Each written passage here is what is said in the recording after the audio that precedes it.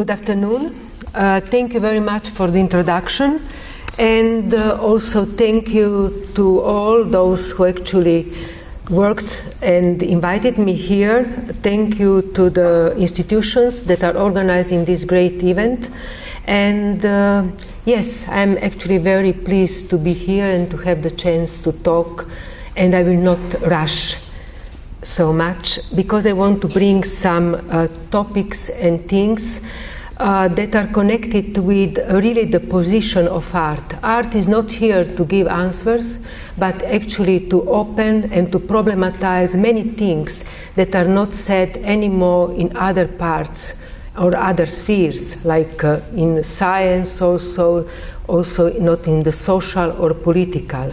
And I want to do this with a connection between philosophy and theory, and in relation with art and culture. Both my artistic endeavors and my theoretical work are about questions: what means to be a human being that deserve a decent life, security, prosperity, and future? Did not the Fukushima nuclear power plant disaster in March 2011 reopen precisely these questions for Japanese society? Did not the situation of the refugees and the statuses of their lives and bodies in the camps in Europe or European Union, or as corpses recovered from the Mediterranean Sea, open these questions? The European Union member countries in the end of 2015 started with reintroduction of the borders to stop refugees from coming after a long history of US and European and Russian proxy wars in the Middle East and Africa, in Afghanistan, Iraq, Libya, Syria. And then in March 2016, the European Union made a new indecent agreement with Turkey that all the new irregular migrants and asylum seekers arriving from Turkey to the Greek islands and whose application for asylum have been declared inadmissible should be returned to Turkey. This temporary and extraordinary step is designed, as said, to end human suffering, but it's on the contrary showing today an over-escalating humanitarian catastrophe.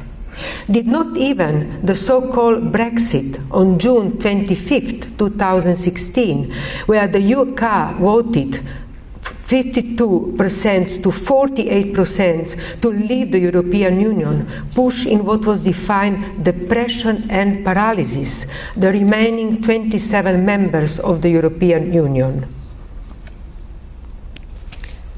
These situations of massive suffering, death and misery, as in the case of the refugees on one side, and as Brexit, when connected to certain historical situation on the other, show complex relations between life and death and the humans. This is not only connected with immanently philosophical questions, such as what is life and what is death, but also is increasingly concerned with the ways of governmentality of life and death, of strategies and techniques through which life and death are managed, run, controlled by the state, by governments, and by their institutions. All of these processes are also connected with history and with the ways in which we inscribe these events in history, or how we recontextualize history through archives and objects. We are seeing a paradoxical situation that in contemporary capitalist societies that are promoting a politics of making life better, longer, and so on, a process that is known in theory by the word biopolitics, this is not really the case today. Biopolitics is actually a term that was coined by the French theoretician Michel Foucault in 1974. And as it said, biopolitics is a term in between bio, that in Latin means life, and politics, and actually can be designed or said, designated in an axiomatic way, as make, live, and let die. These are the 70s, the time of welfare states in Western Europe. But this is until 2001. Since 2001, we have been witnessing another condition which is antithetical to the so appreciated biopolitics. Everybody talks about biopolitics. Neoliberal global capitalism is actually producing value, that means profit, control, through management not of life, but of rather saying death. The process is called necropolitics. And necropolitics is actually a term that was coined 30 years after Michel Foucault by, as it was said, African theoretician Achille Mbembe. And he actually makes a new coinage. He posits a link between death and, that means in Latin, that is the word necro, and politics. Necropolitics defines the transformation of regulation of life within extreme conditions produced by capital. These are conditions of death. In necropolitics, life is regulated through the perspective of death, thus transforming life into a mere existence below every life minimum. And necropolitics is connected to the concept also of necrocapitalism and also of necropower. That is a contemporary capitalism which is organized around forms of capital accumulation that involve dispossession and the subjugation of life to the power of death. And I can say, did not the Fukushima nuclear power plant disaster in 2011 result in the kind of what is called necroscapes? What means this? Death spaces that is so central to necrocapitalism.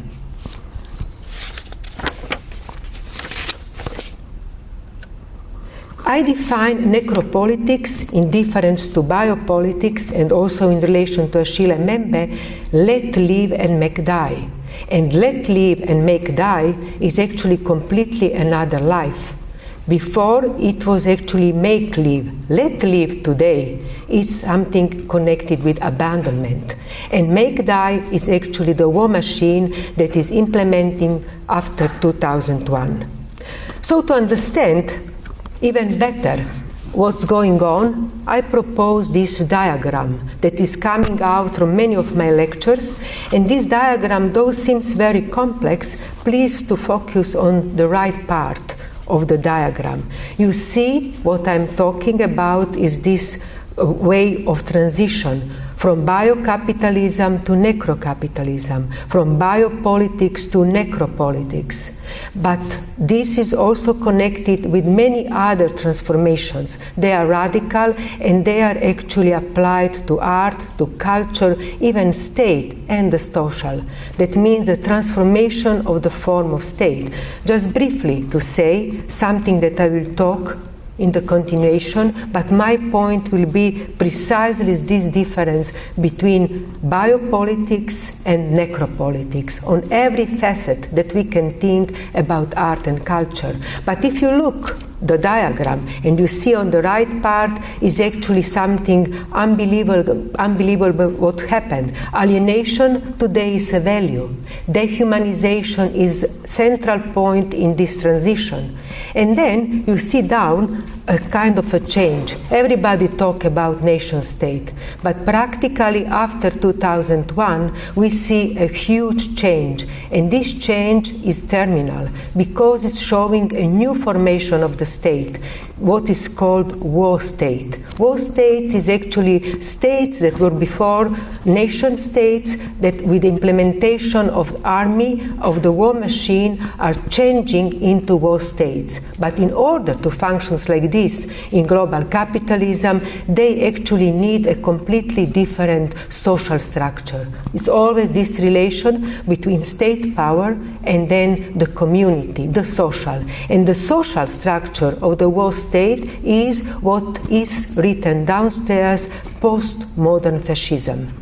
Postmodern fascism is actually a specific way of a social, and it consists in what?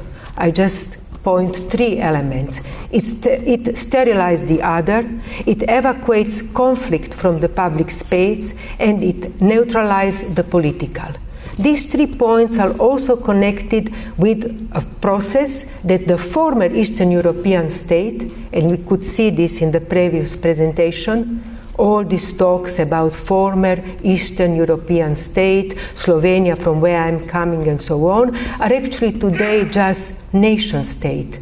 And they are also in the process of deregulation of the social, as it was said. But this deregulation is not just a postmodern fascism, but is actually a turbo-fascism. So all these changes that I don't go into details, but I want to bring for you that you understand the tectonic changes that actually we face these days. But for me, the difference between biopolitics, an old term that we used and we are very familiar, going on from Michel Foucault and other theoreticians present in the world, today actually presents a shift, a change into necropolitics. And this term is really unpleasant because it's showing this change that life is regulated through death. But if I go back again to this definition, necropolitics as let live and make die, many theoreticians will say that practically this let live and make die shows some connections to history. And this connection is that let live and make die was the connection to an old pre-modern forms of society. It was actually the sovereign feudal society that is very paradoxical because we live in global capitalism, and global capitalism is actually connected with ultra technology, and we always think about the modern times. But not only Foucault, even more another theoretician, that is Gilles Deleuze, he said that practically already in the 90s, that means 26 years ago, that we can witness, when he was reading Michel Foucault, a return of the feudal sovereign society. So onto the biopolitical, onto the new, let's say, format of capitalist society, we see the structure of power and violence. And he said this new sovereignty that will come in the 90s, he's actually predicting this.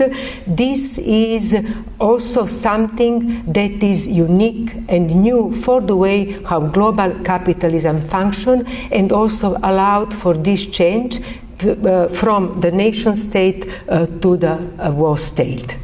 What is this necropolitics? Maybe one of an important point of differences is to state that necropolitics is not thanatopolitics, another very new term that is used in the theoretical circles who are making a reference to a certain relations to death. But in difference to necropolitics, and we have to be very clear and very precise, thanatopolitics actually presents power in death.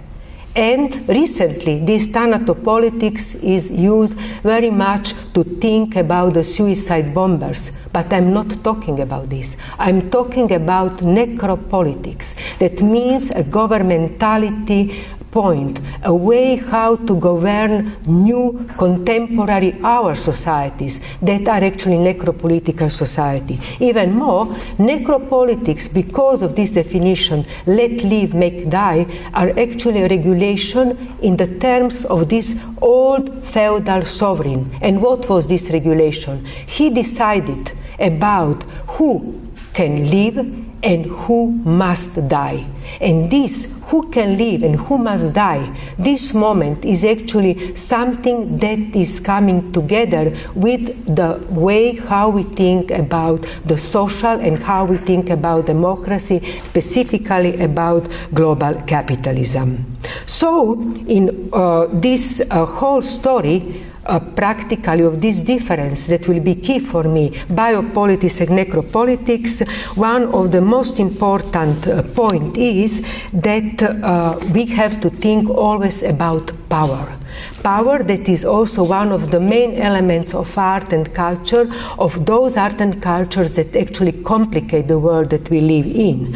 And this power if we make relations to Michel Foucault, says that actually power defines societies, and even more, that we can actually think about societies historically, and history is actually lost in necro-capitalism or in necro-politics through three elements: life, power, and governmentality. Governmentality is this managing of the society, administering life and death. So to understand better these differences, what is biopolitics? And I was told that necropolitics is not so present today in Japan, though it's all around. Books are written, texts are put forward, because it's to think, how to think the world after 2001. I thought maybe I can make a usage of a very interesting analysis did by another theoretician, and his name is James Stanescu.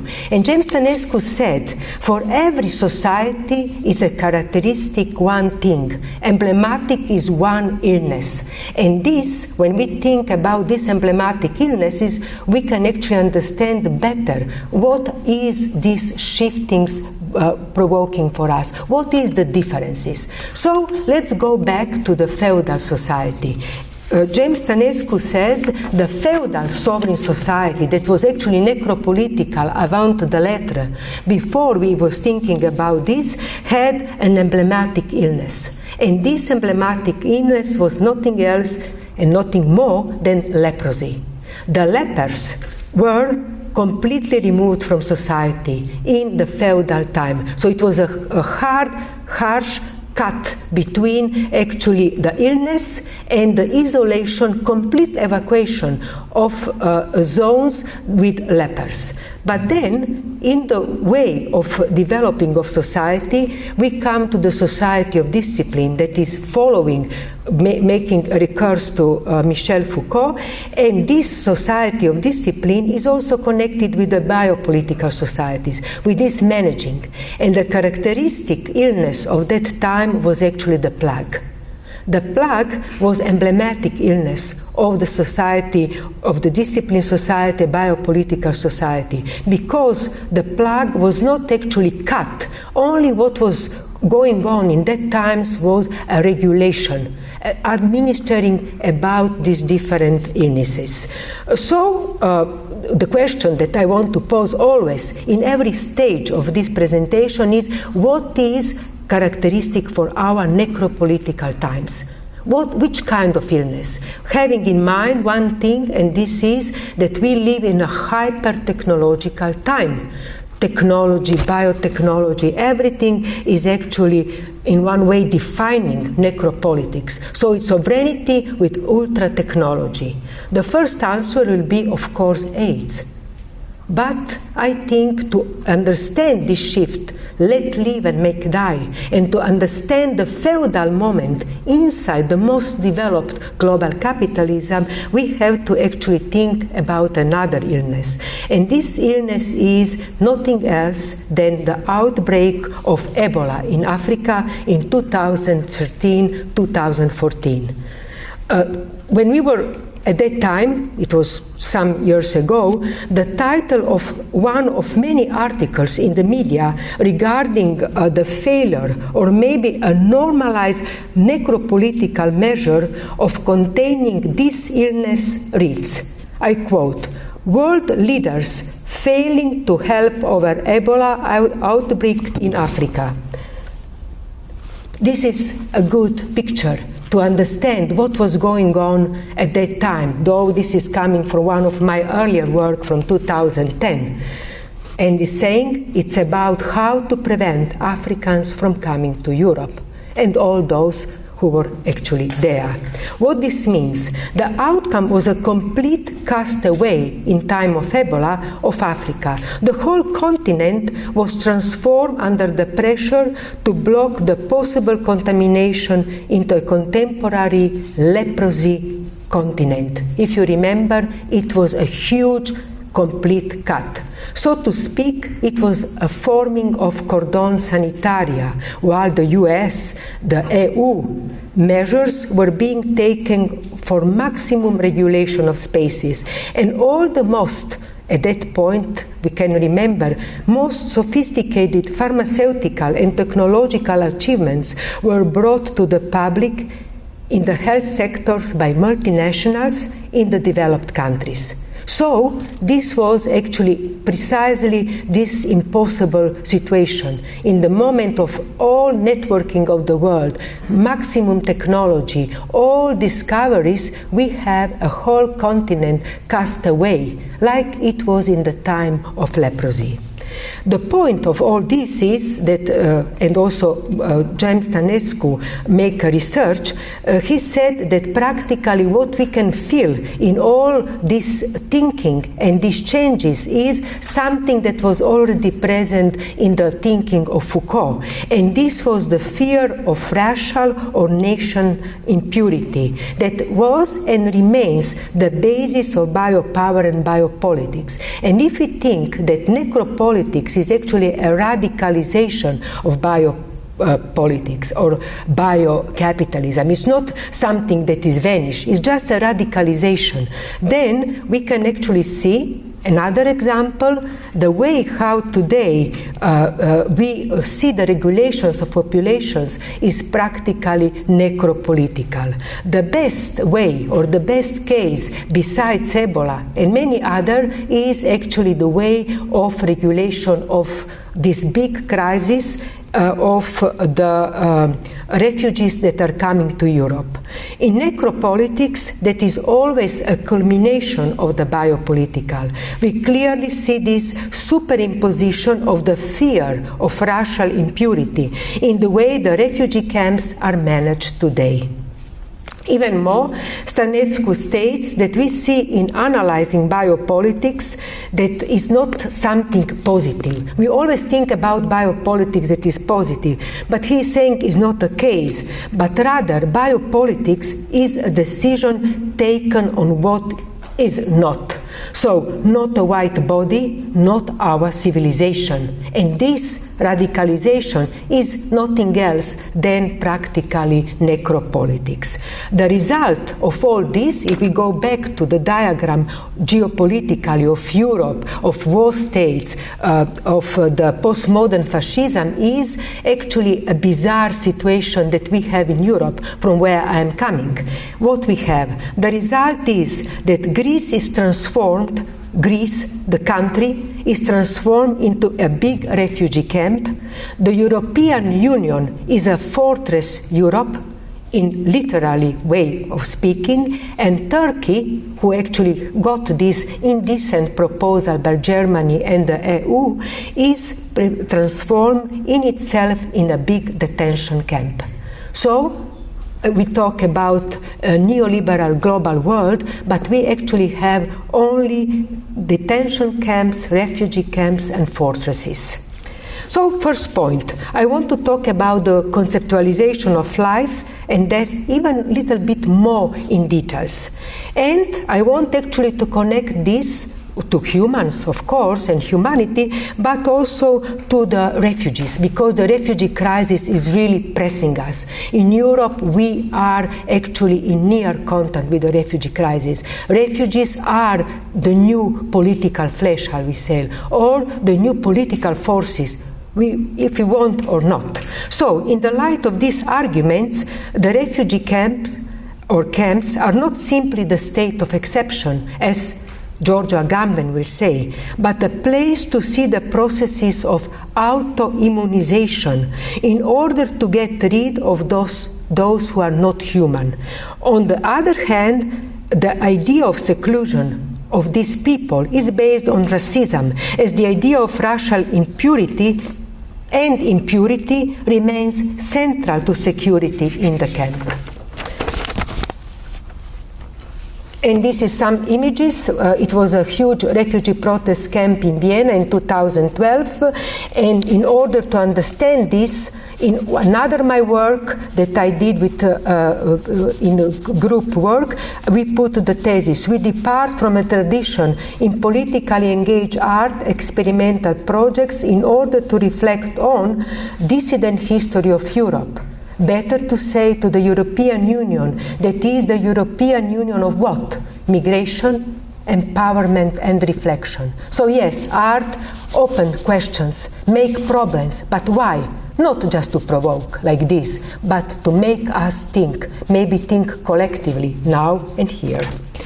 So I said refugee camp. What is and how to think about life in these relations, in relations to necropolitics and biopolitics. I think that maybe we can introduce a new term in the way how the life in refugee camp is an emblematic position of life that we can then develop on many other things, but we are interested now in this very short time to have emblematic places that explode because they are bringing to us pressing questions. So there, in that context of the refugee camp, reading James Stanescu, actually I asked myself, what is life in the refugee camp?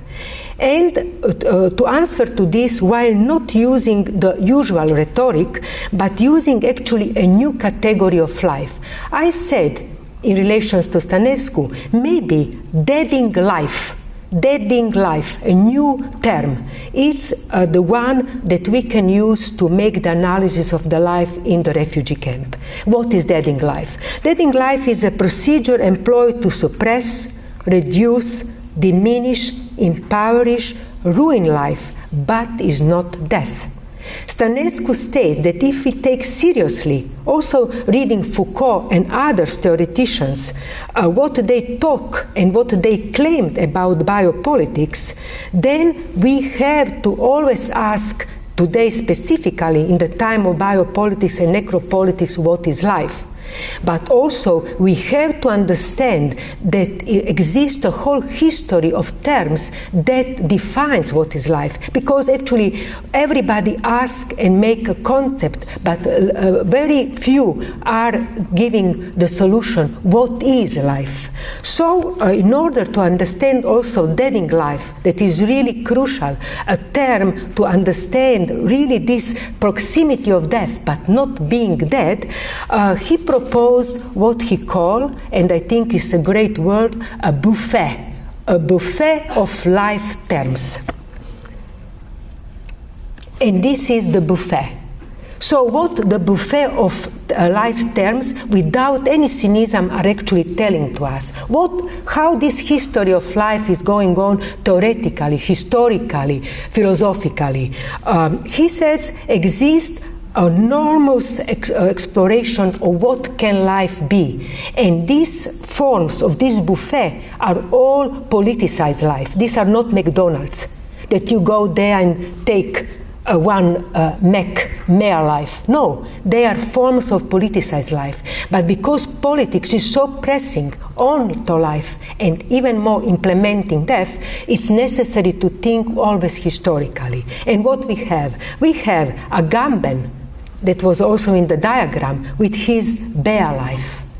Then it's following Judith Butler, precarious life, Walter Benjamin, mere life, Balibar's, that means Etienne Balibar, disposable life, Eugene Tucker, afterlife, Timothy Campbell, improper life, and in the end, Deleuze in the 90s, just with a life. At that point, it was just the beginning of what will be called global capitalism. Deading life is not simply death, as it's possible to think when we see the conditions in the refugee camps, but, as Stanescu says, it's a process and a precursor to death, and this is a big, big change. It's not death, so we cannot just make the entangle, but it's this precursor, this process. And what is the status of life in deading life? Life is but an added element to the end product, and the end product is death. Also, it's a perplexing situation because practically, if we think about the refugee camps and we can think about the life and about labor, we see another situation that we all are actually today in relations to capital as exchange value. That means if we want to survive, we have to exchange our labor with capital. But in the relations with the refugee camps, we see that practically it's a complete veto on the possibility that all these people enter the labor market. In the refugee camp in Vienna in 2012, it was a lot of demand, it was protest. In the end, everything was actually completely fragmented. But when the protest started, the demand was, one, very important, to be self-sufficient, to have the chance to work. Many things were negotiated, this one not a way. So, it's very interesting to think that the dating life is also used or put together with a specific and impossible status of life. That means only with the use value of life, not an exchange value. And this also changed much about economy, that actually use value that nobody thinks today is only put separate or fabricated for dating life. For those who are today seen as superfluous, they will never enter the market, or they will enter but with through specific mode. And this mode is actually to have high skilled labor forces that are pick just selected and then asked to come. But all the others are actually outside of this. Then I come to the next point, and this is what is the relations with visibility and humanity, and also how to define the human that is anyway there waiting for us. So if we think, before I had all this illness that were characteristics, and at the same, let's be very dry about these things, not baroque, and think what are again the different visual apparatuses for different societies. Because we talk about art and culture, visuality is very important, but also society today works through the image and also through different visual apparatuses. So again, with Stanescu said, but what are what he called the visual machines that are part of different power technologies in different societies? And now we have the history, so this history very short of different society. So for the feudal society, this pre-modern but very important for necro-capitalism and necro-politics, actually we have one visual apparatus, brutally to say it is the guillotine. And it's before the French Revolution and at the eve of the French Revolution. But then the society of discipline, about what Foucault actually wrote all his texts, these societies are all based in the panopticon. And panopticon is the main technology of the society of discipline. It's a central, and then is the possibility to see all around. But for biopolitics or bio-capitalist societies, that is the 60s and 70s, and even before, it's another mechanism. Practically, to biopolitics and biocapitalism, the visual apparatus or the technology that produces the visuality, that produces the social, is actually nothing else than biopower. What is biopower? A specific technology of managing the life and health of the population. It's all about this. That is three different things. And if this is the case, the question is what this biopolitical, that is interesting for us because we can then think about the necropolitical, what this biopolitical does or did in some decades in the past. The biopolitical production of the human, that means in the 60s, in the time of the 30s, 40s, but definitely after the Second World War, so the biopolitical production of the human does not seek to just make the human exceptional in relationship to all other animals, which is itself a problematic position, and we see today completely the devastation of the animal world, but seeks a humanity that cannot be reducible to the human animal. This was the goal of these whole artificial processes that will start with biopolitics, or biopower to be more exact. Another theoretician, a feminist, new materialist, Rosi Braidotti, is saying actually the biopolitics desires a human that is more than human. And this is the big adventure of this humanity. Not about the human, but this category of this post-human. And again, now we can think about the differences between biopolitics and what is today necropolitics. So, making these relations to what the biopolitical dream wanted after the Second World War, what is actually this idea to transcend the human, I can say that the biopolitical dream was or is, because it's still living in many parts and we could see and listen, is more human than human. More human than human is to produce a humanity that is disconnected from the finitude of humanity's very real animality. This is actually the target. This is this artificialization. Biogenetics goes into this direction.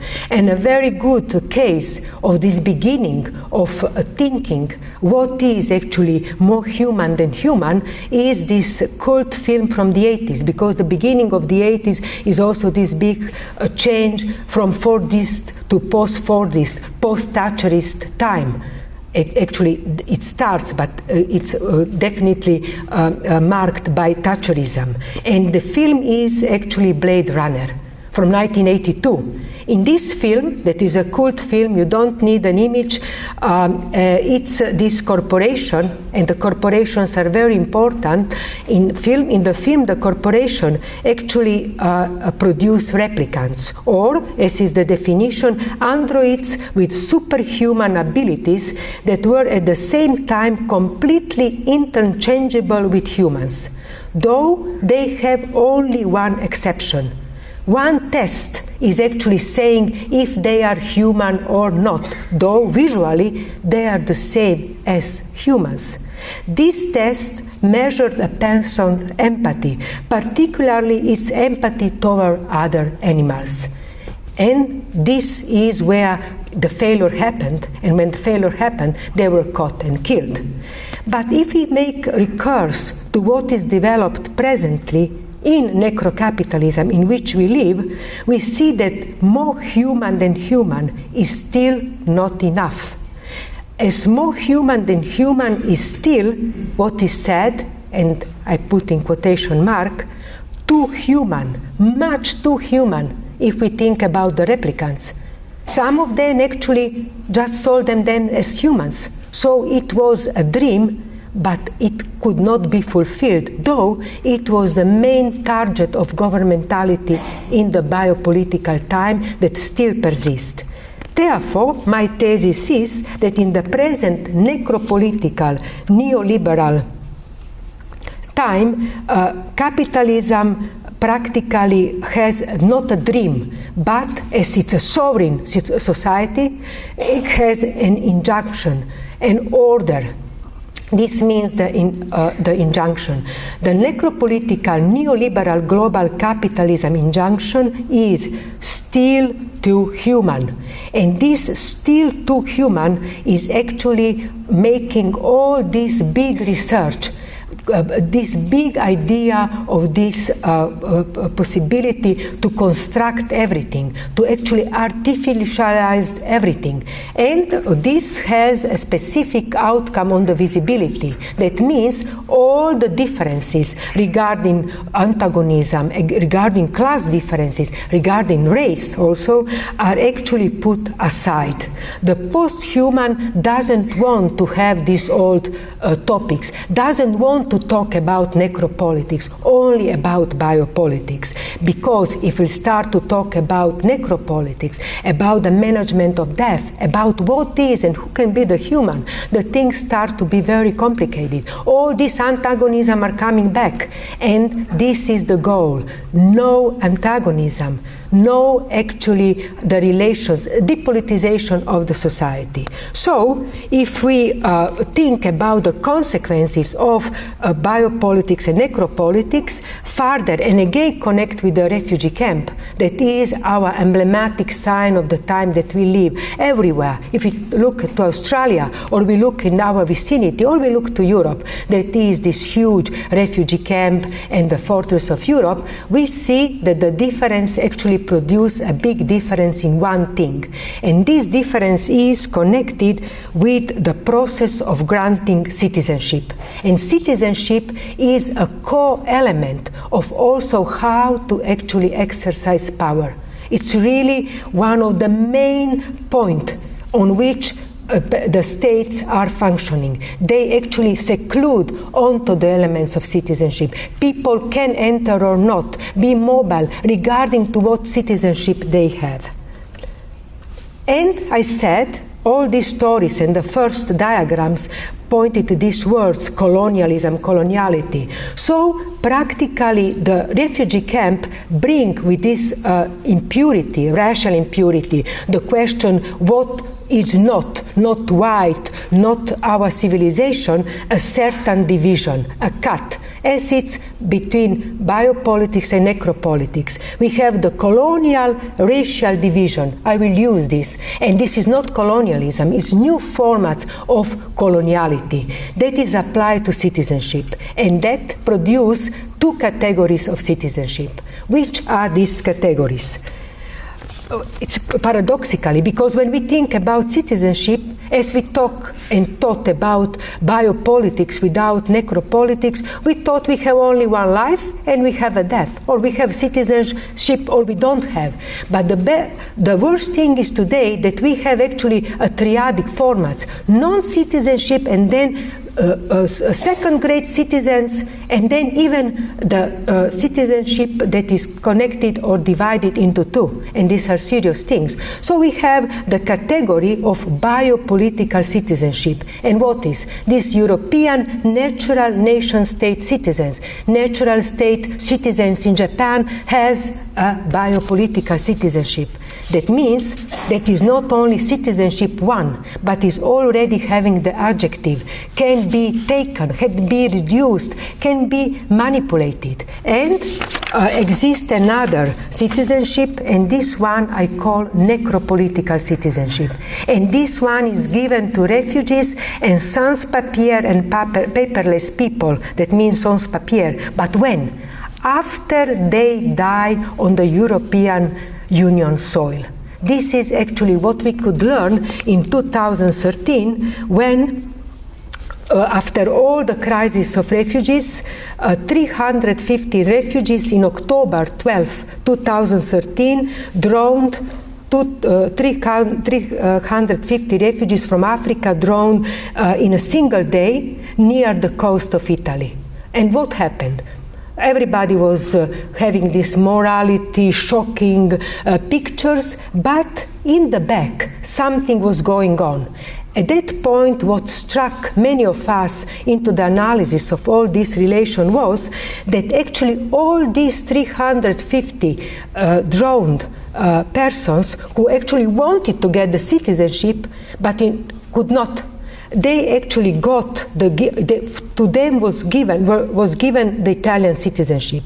But why? Only in order that the Italian government and also the European Union could bury them in Italy. That was much cheaper than to send them back to Africa. This was first, and even more, practically all those who from that boat were still alive, it was just a hand of them, they were actually taken to and prosecuted because it's forbidden to enter illegally in one European country. So this paradoxical moment to be given the citizenship actually made a big cut and provoked us to think that exists actually this new category of citizenship, the necropolitical citizenship. I would like to show you now a video by Annalisa Canito, 3 minutes, please look and I explain after. So to just make two very short comments about the work by Annalisa Canito, an artistic work done in Vienna in 2014. As you could follow, those parts who are not, those parts that were not subtitles, they were oppositely, because actually we can understand violence in many languages without speaking the language. But the point is that in 2012, European Union got the Nobel Prize for Peace.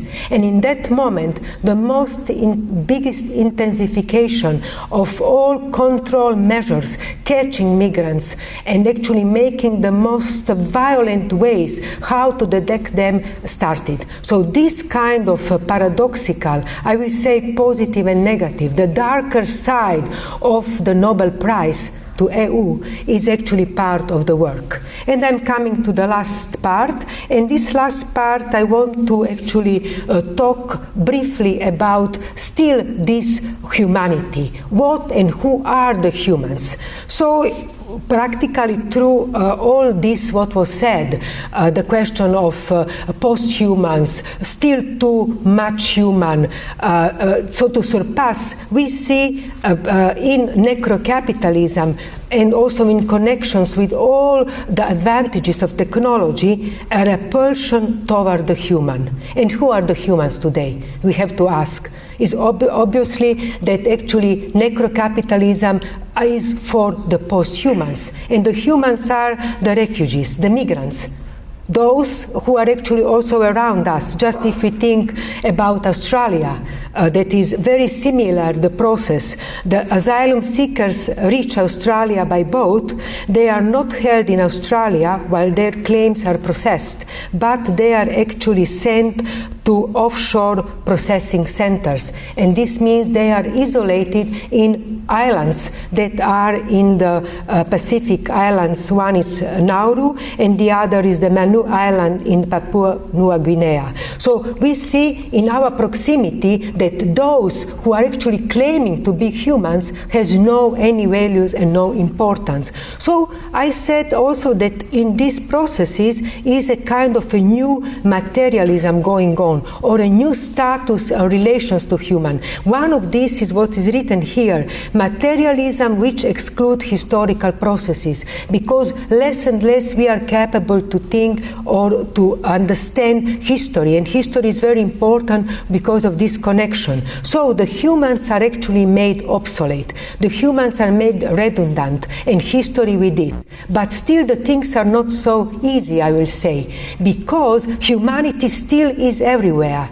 And I detect with other scholars from ex-Yugoslavia actually a process that this humanity is not vanished, but is attached to another agency. And this other agency is paradoxical capital. So it's actually a process, what is possible to term of humanization of capital. Capital is actually becoming more and more human, perversely said, while the humans are more and more dehumanized.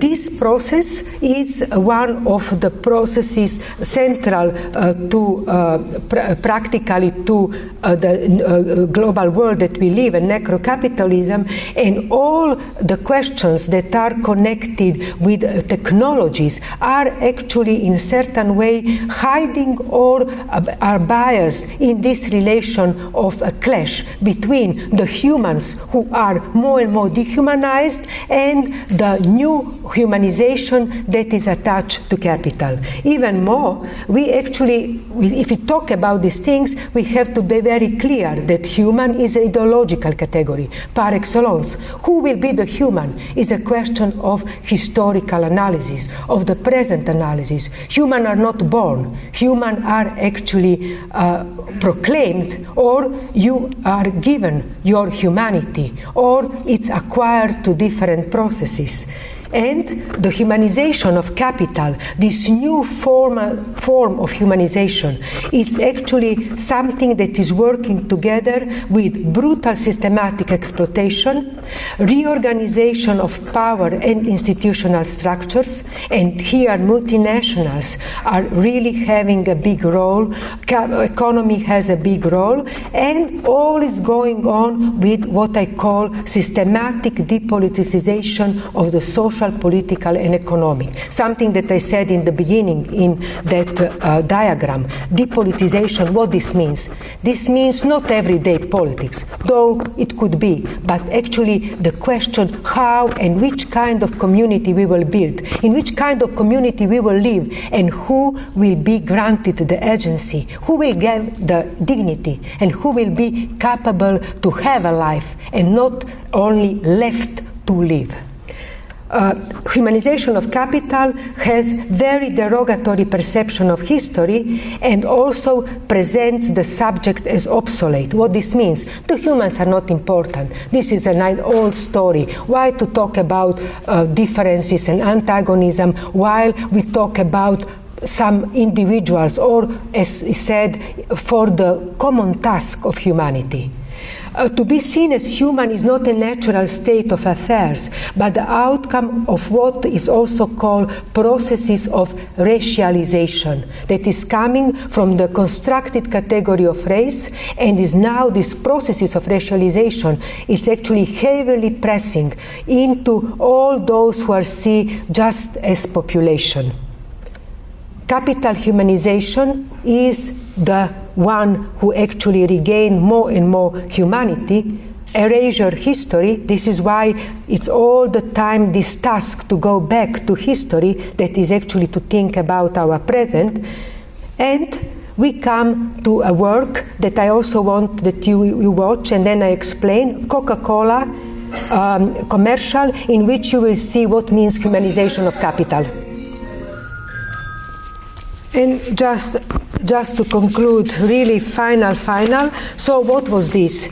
This was actually a Coca-Cola commercial, a real Coca-Cola commercial, not a hoax or a joke, that is titled Coca-Cola Hello Happiness, and was posted by Coca-Cola multinational in 2014 online. And why to show this? I think here we see really this dehumanization of migrant workers at fullest, and the humanization of capital, because migrant workers in the United Arab Emirates, for few extra minutes of happiness, have Coca-Cola actually created this special phone booth, and also in every phone booth they accept one Coca-Cola bottle caps that they can talk for 3 minutes and have an international phone call. In this order, they say we are helping them to connect with families and that they can talk more often with their families. But it's obvious that in this way, it's this humanization of capital, the humanization of Coca-Cola, how nice, how great they are. And this is going on amidst the most worst dehumanization of migrants workers in the world. Thank you very much.